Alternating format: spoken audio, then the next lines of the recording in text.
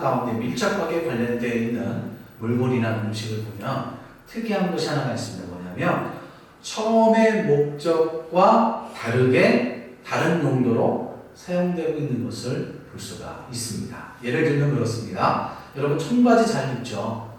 청바지 주머니에 작은 주머니가 있습니다. 왜 주머니가 있는지 아세요? 동전 넣기 위해서. 세계적인 청바지 브랜드 리바이스사에서 밝힌 바에 따르면요, 이 작은 주머니는요 원래 시계를 넣기 위해 만들어졌다고 합니다. 왜냐면요 과거에 광부들이요 질긴 청바지를 입고 일을 했는데, 그러다 보니까 이 팔목에 시계를 차고 일할 거 아니에요. 그럼 이제 석탄가루가 막 묻고 그러면은 시계를 볼 수가 없었대요. 그래서 이 시계를 주머니에 넣어서 그때그때마다 시간을 알게 하기 위해서 작은 주머니를 만들었다고 합니다. 신기하죠? 또 있습니다. 여러분 코카콜라 좋아하잖아요. 누구나 다 즐겨 마시는 코카콜라는 1886년 약국을 운영하던 햄블턴 박사가 소다에 갖가지 약재를 섞어서 소화제 대신으로 판매했던 것이라고 합니다. 그러니까 소화제로 판매됐던 것이 오늘날 우리가 마시는 음료수가 된 겁니다. 그게 바로 코카콜라에 처음 등장하게 된 이유죠. 여러분 운동 헬스 하십니까? 헬스장에 가면 반드시 있는 게 있죠. 런닝머신. 이 런닝머신은 원래 고문 도구였다는 거 아세요? 모르셨죠? 1818년에 이 만들어진 고문 도구는요, 처음에는 물레방아처럼 크게 돌아가게 이렇게 나무통으로 만들었다고 합니다. 이것을 감옥에 놓고서 제자들에게 하루에 10시간 이상을 발로 돌리게 했다고 해요. 근데 이 고문 도구가 너무 가혹하다는 이유로 사라졌고 오늘날 런닝머신의 모체가 되었다는 얘기입니다. 신기하죠? 한 가지 더 있습니다. 굉장히 더 많은 거죠. 압박 스타킹 아시죠? 다 여자분들은 필요하잖아요. 근데 압박 스타킹이 어떻게 해서 생겨난지 아세요? 하지정맥류 아시죠? 혈관이 튀어나오잖아요. 혈관이 튀어나온 것을 막기 위해서 의료용으로 압박 스타킹이 나온 거예요. 근데 요즘에는 우리 여자분들 패션, 날씬해지기 위해서 또 겨울에는 따뜻하게 입고 다니기 위해서 압박 스타킹을 사용하잖아요. 이거 외에도 수많은 물건들이 처음에 만든 목적과 다르게 사용되고 있는 것을 볼 수가 있습니다. 오늘 말씀에도요, 처음의 목적과 다른 의미로 바뀌어진 것이 있습니다. 오늘 본문 말씀을 보면 나무라는 말이 나와요. 나무에 달린 자마다 저주 아래 있는 자라. 나무는 과연 뭘 상징하느냐? 저주를 상징하는 말이다 라는 겁니다. 그러니까 다시 말하면 이 나무는 무엇을 의미하냐면 십자가를 이야기하는 겁니다. 그런데 여러분 우리 기독교의 상징이 뭐죠? 십자가잖아요. 어딜 가든 예배당에 십자가가 걸려 있잖아요. 우리는 근데 십자가가 없죠. 십자가가 너무 비싸서 단언할 수가 없습니다. 또 뭐 어디 가면은 예배당 가운데 십자가를 걸어놓기도 하는데, 요즘에는 이제 그게 좀 바뀌어가고 십자가가 하나의 우상이 될 수 있다라고 해서 교회마다 십자가를 걸어놓지는 않습니다. 근데 중요한 것은 오늘날 십자가는 기독교의 상징이 되었습니다. 그런데요, 사실 초대교회 때에는요, 이 십자가는 기독교의 상징이 아니었습니다. 당시 카타콤이라고 지하 묘지입니다. 로마의 압제를 피해서 몰래 숨어서 기독교인들이 모여서 예배를 드렸던 것이 이 카타콤이거든요. 그 카타콤 지하 묘지 벽에는요, 십자가 모양이나 그림은 존재하지 않았습니다. 그 대신 뭐가 그려져 있었냐면 물고기 모양 아시죠? 많이 보셨죠? 물고기 모양의 그 안에 글자가 써 있잖아요. 이게 뭐냐면 익투스라는 말인데 무슨 뜻이냐면 예수 그리스도 하나님의 아들 구원자라는 뜻입니다. 그러니까 지하 묘지는 한번 길을 잃어버리면 찾기가 어렵거든요. 그러니까 그를 표시하기 위해서 이 익투스 물고기 그림을 그려놨던 거예요. 그래서 그 당시만 해도 기독교의 상징은 뭐였다고요? 물고기였습니다. 십자가라는 것은 헬라어로요, 스타우로스라는 말인데 말뚝, 기둥이라는 뜻입니다. 원래는요 죄인들에게 형벌을 가하는 형틀이 십자가입니다. 이거 워낙 잔인하다 보니까 로마 사람들은 로마 시민에게는 십자가형을 내리지 않았습니다. 주로 이방인들, 그가 무도한 죄인, 반란죄를 일으킨 사람들에게 십자가형으로 형벌을 내렸습니다. 뭐 여러분들이 사도 바울 아시죠? 사도 바울도 십자가형으로 죽은 것이 아니라 참수형을 당했습니다. 왜 그러냐면은 사도 바울은 로마의 시민권을 갖고 있었기 때문에 그런 거예요. 얼마나 잔인하고 무서운 형벌이면 이렇게 로마 시민에게는 형벌을 내지 않았다는 것이죠. 이 십자가의 등장은 처음 페르시아에서 민간 신앙으로 시작이 되었습니다. 그들은요 땅은 신들에게 바쳐진 신성한 대지라고 생각을 했어요. 그런데 그 신성한 그 땅에 죄를 지은 사람을 형벌을 한다. 그럼 어떻게 되겠습니까? 그 신성한 땅이 더러워지게 되겠죠. 그래서 땅을 더럽히지 않게 하기 위해서 공중에서 죄 지은 사람들에게 형벌을 내려야겠다라는 생각에서 나온 것이 바로 이 십자가라는 형벌입니다. 이러한 처형 방법은요 페르시아에서부터 북아프리카 그리고 로마에까지 전해지게 되게 됩니다. 그러다가 BC 312년 콘스탄티누스가 이끄는 서로마와 동로마 간의 전쟁이 일어나게 됩니다.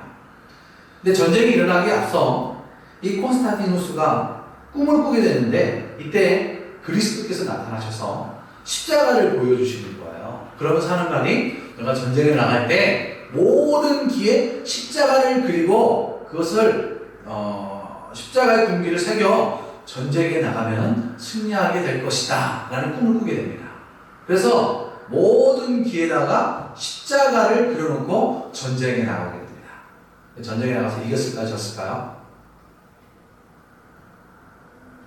전쟁에 나가서 이기게 됩니다. 그 후 BC 313년 밀라노 칙령에 의해서 기독교는 신앙의 자유를 얻게 되고 로마의 국교가 되게 됩니다. 그리고 BC 325년 니케아 종교에 의해서 기독교의 상징으로서 십자가를 사용하게 되던 겁니다. 처음에 십자가는 뭐였다고요? 저주의 상징이었죠. 그러다 오늘날 구원의 상징으로 십자가는 바뀌게 된 거예요. 십자가는 예수를 믿는 우리에게는 뭐가 돼요? 은혜요? 소망이 되는 겁니다. 그렇다면 왜 십자가가 처음 주장 저주의 상징이 되었을까요? 물론 그런 이유도 있었지만 성경적으로 보면 또 다른 이유가 있는 것을 우리가 확인할 수가 있습니다. 예수님 당시나 지금이나 유대인들은요, 예수님은요, 자신의 죄로 인하여 하나님으로부터 저주를 받은 것이다. 그래서 십자가에 못 박혀 돌아가신 것이다. 라고 그렇게 주장을 합니다. 그래서 지금도 유대인들은요, 예수님을 하나님의 아들이다, 메시아다. 라고 그렇게 생각하지 않습니다. 자, 그 이유가 신명기 21장 23절에 나와 있습니다. 자, 보겠습니다. 같이 읽습니다. 시작. 그 시체를 나무 위에 밤새도록 두지 말고 그날에 장사하여 내 하나님 여호와께서 내게 기업으로 주시는 땅을 더럽히지 말라. 나무에 달린 자는 하나님께 저주를 받았습니다. 자, 이 하나님의 말씀을 가지고 나무에 달린다는 다 어떤 사람들이라고요? 하나님께 저주를 받은 사람들이다 라고 그렇게 유대인들이 단정을 짓게 되게 됩니다. 그런데요, 이 말씀을 자세히 보면요, 나무에 달린 자란 십자가의 죽음을 말하는 것이 아니에요. 왜냐하면 이 모세 당시에는요, 십자가형이 없었습니다. 그리고 이 말씀은요, 죽고 난 다음에 십자가에 걸어놓고서 사람들에게 본보기를 보여주기 위해서 걸어놓은 거예요. 그러니까 유대인들이 알고 있는 것은 뭐예요? 잘못 알고 있는 거예요. 그러므로 예수님은요, 죄가 있다 없다? 죄가 없으세요. 죄가 없음에도 불구하고 십자가에 죽으신 거예요. 예수님은 죄 때문에 저주받으신 것이 아니다라는 거예요. 모든 일에 우리와 똑같이 시험을 받으신 주님이지만 그분은 죄가 없으신 분이다 라고 히브리서 4장 10절에 말씀하고 있습니다. 그럼 왜 죄 없으신 예수님이 이 저주의 상징인 십자가를 지셔야만 했을까? 그 말씀 오늘 본문에 이렇게 기록되어 있습니다. 우리를 율법의 저주에서 속량하시기 위해서였다 라고 기록하고 있습니다.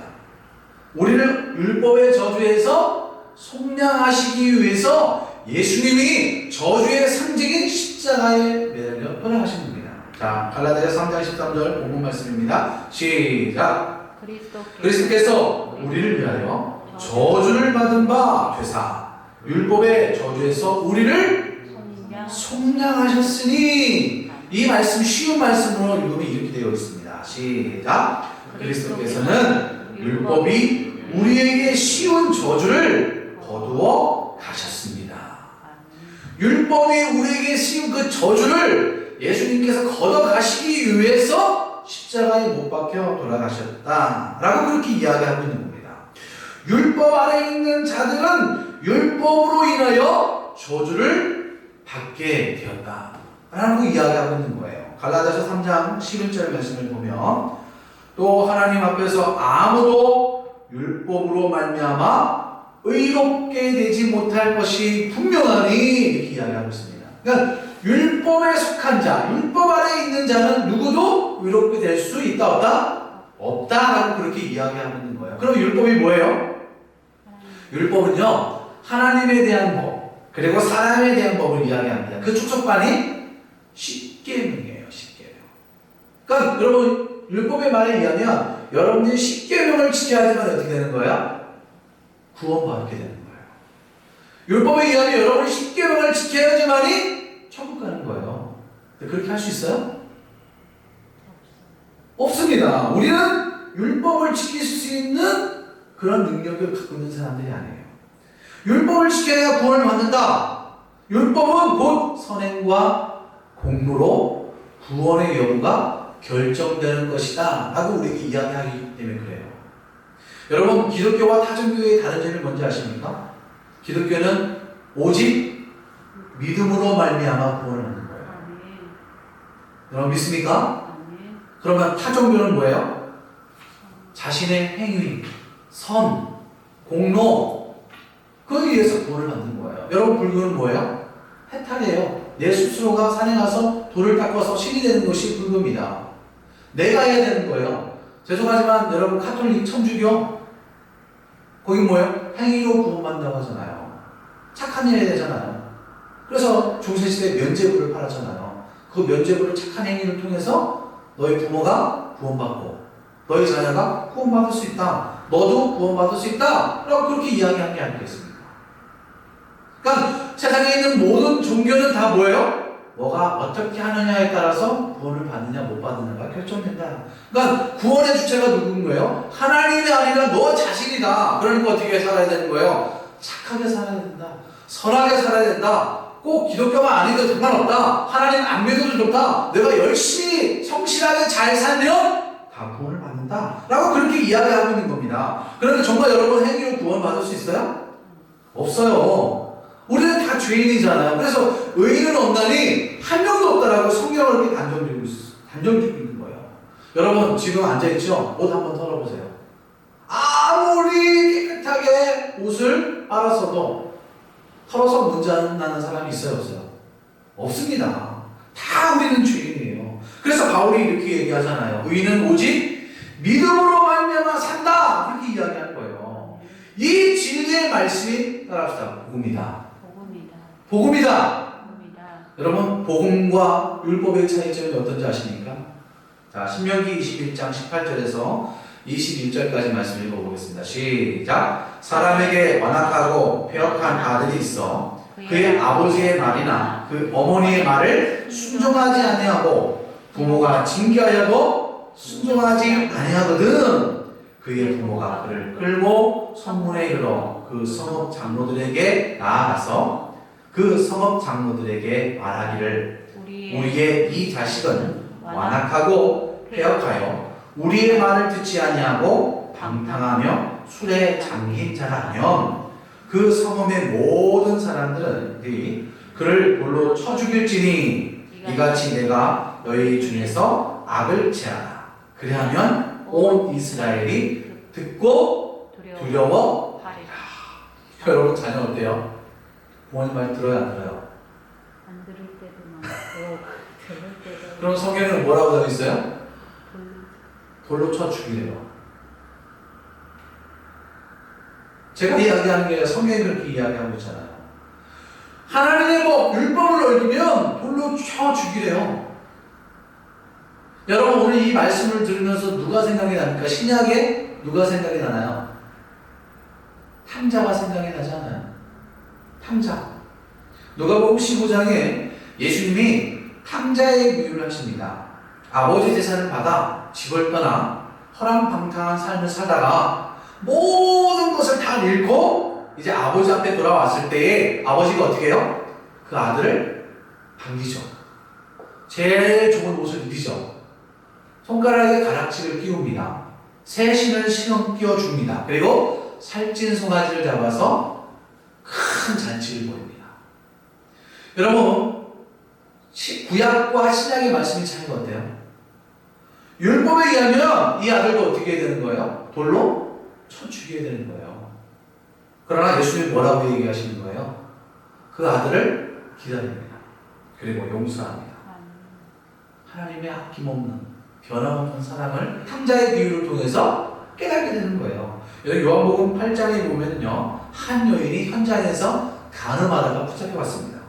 자, 그럼 어떻게 해야 할까요? 율법에 의하면 간음하다 붙잡혀온 여인은 돌로 치라고 그렇게 이야기하고 있습니다. 요한복음 8장 5절입니다. 시작. 모세의 율법에 이러한 여자들을 돌로 치라 명하였거니와 선생은 어떻게 말하겠나이까? 모세의 율법에 의하면 이 여인을 돌로 치라. 자, 그러면 어떻게 해야 되는 거예요? 율법에 의해서 이 여인은 돌로 쳐야 되는 거예요. 돌로 쳐도 죄가 없는 겁니다. 이것이 율법이에요. 그런데 예수님은 뭐라고 말씀하셨습니까? 요한복음 8장 7절입니다. 시작. 너희 중에 죄 없는 자가 먼저 돌로 치라 하시고. 여러분 중에 죄 없는 사람 있어요? 저도 죄인, 여러분도 죄인. 우리 모두가 다 죄인. 난 죄가 없다고요? 우리 애들 전도하다 보면은 조그만 애들이 난 죄 없는데요? 너 거짓말 안 했어? 너 속으로 사람 미워하지 않았어? 그러면 아무 말도 못해요. 사람은 무인도에 혼자 있어도요 죄를 범할 수밖에 없습니다. 생각으로 마음으로 행동으로.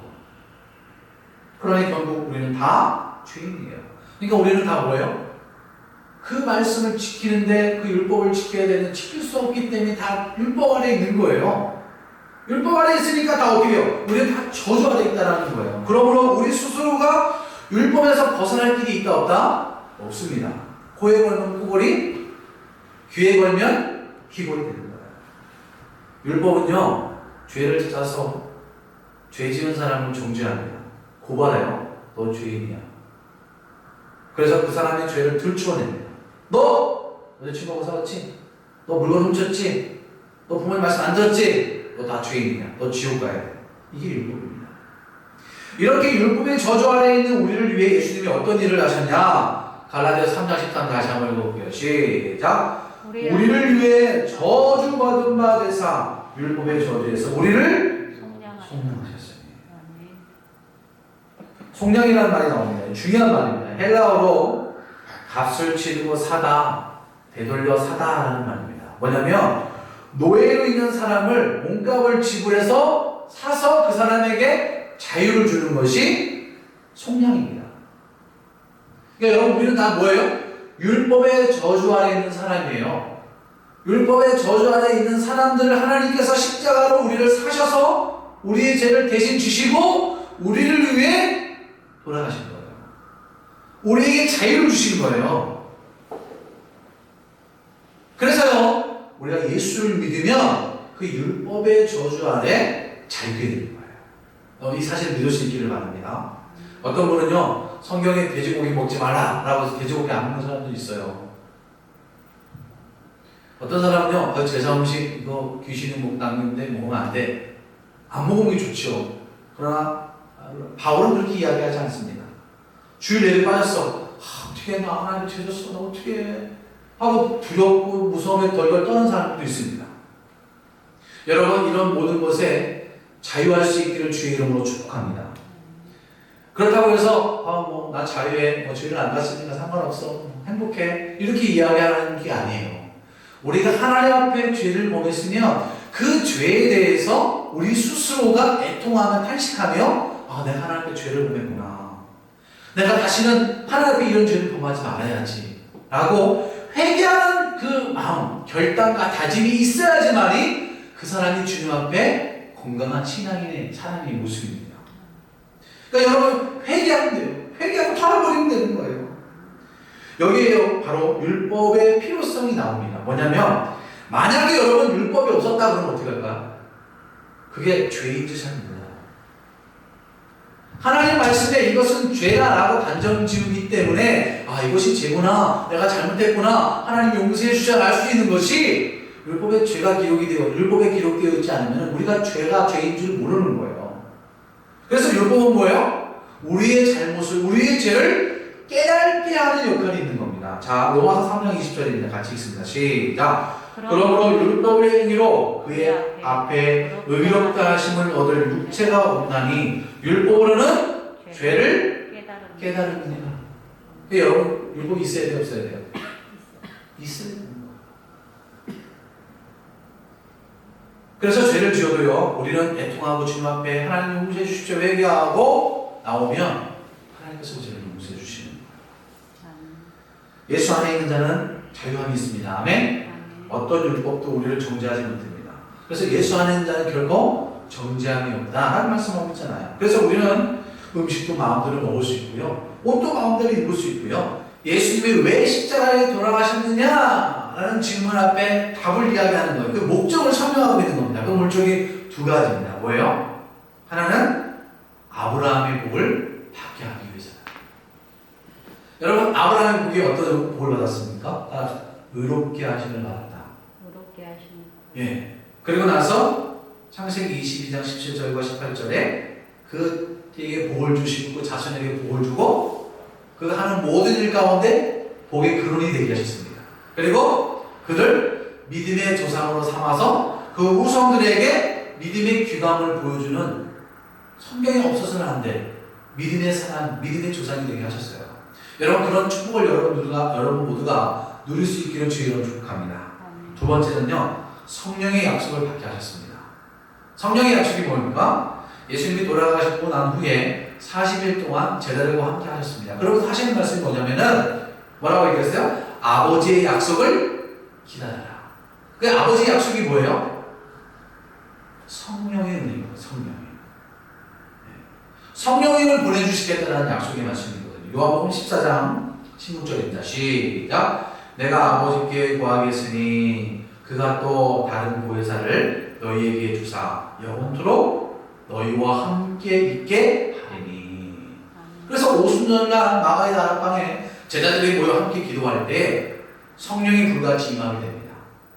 그때 제자들이 세상으로 나가 하나님의 일을 감당하게 됩니다. 제자로서의 사명을 감당하게 됩니다. 죽음 앞에서 두려워하지 않고 담대히 그리스도의 복음을 전하게 됩니다. 예. 로마 황제 앞에서도 복음을 전하게 됩니다. 왜요? 그 안에 성령님의 함께 하시게 되는 그런 거예요. 지금도 우리가 그 보혈의 피를 의지하고 십자가를 바라보는 모든 자들에게 동일한 은혜와 축복을 우리에게 주시는 거예요. 여러분 아브라함의 축복을 누리는 우리 모두가 되길 바랍니다. 성령님이 여러분 안에 함께 하심을 믿을 수 있기를 주의 이름으로 축복합니다. 자, 여러분 십자가는 처음에 어떤 의미였어요? 저주의 상징. 죄인들에게 내리는 형벌이었습니다. 사람들이 볼 때는 거리낌이 있고 두렵고 떨리는 대상이었어요. 저주의 상징이었습니다. 그러나 예수님이 십자가를 지심으로 말미암아 그 십자가의 의미는 어떻게 바뀌게 되는 거예요? 인류에게 소망과 구원의 길이 되는 거예요. 누구든지 십자가를 바라보고 누구든지 십자가를 의지하고 누구든지 십자가를 지고 나아갈 때 하나님께서 율법에 갇혀있는 모든 자들에게 구원을 허락해 주시고 자유함을 허락해 주시고 이것이 예수 믿는 자리에 놀라운 은혜라는 사실을 여러분 기억할 수 있기를 바랍니다. 아멘. 오늘 우리가 이렇게 십자가의 은혜로 십자가에서 십자가로 바뀐 것 같이 우리의 삶 또한 바뀌어 나갈 수 있는 우리 모두가 될 수 있기를 주님의 이름으로 축원합니다. 아멘.